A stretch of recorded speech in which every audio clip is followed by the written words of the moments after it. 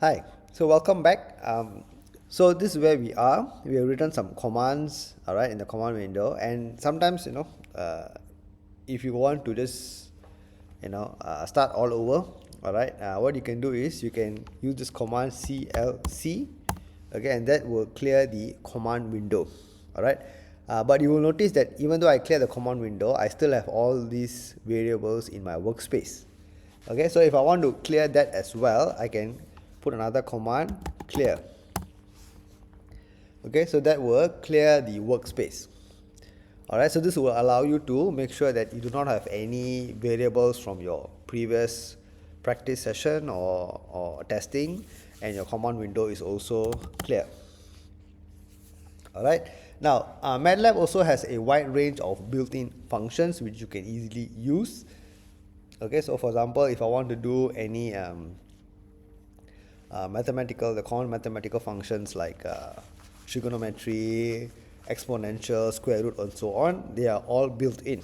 Okay, so of course MATLAB, like almost all languages, has a wide range of online help and resources, all right, which you can tap on, okay, to find out what is available, what is supported. Okay, so for example, you can easily give a value, okay, from x equals to 2.5.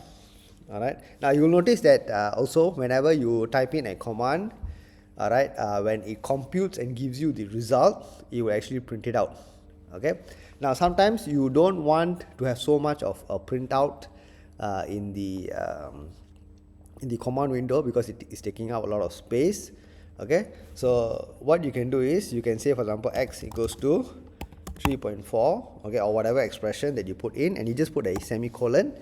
When you put a semicolon at the end, it will still execute the statement, but it will not print out. Okay, it will not print out. So you can see that right now x is still 2.5, all right, in the workspace. When I execute this statement, the x value gets updated, but I do not see the additional printout in the command window. All right, so putting a semicolon actually helps to reduce the clutter in the command window. Okay, so coming back to the mathematical functions built in. So for example, I can say y equals to square root of x. Okay, and then I'll get the value of y. Okay, so again, if I want the value to be printed out, I just don't put a semicolon, so I'll get the value printed out. Okay, if I want to do exponential, so I can say z equals to exponential x. Okay, then I get the answer. All right, if I want to do any trigonometry function, so I can say a is equals to cosine x. Okay, then I get some value here. All right, so again, all of these values are definitely correct mathematically. If you want, you can use your calculator to check it out, all right, and confirm.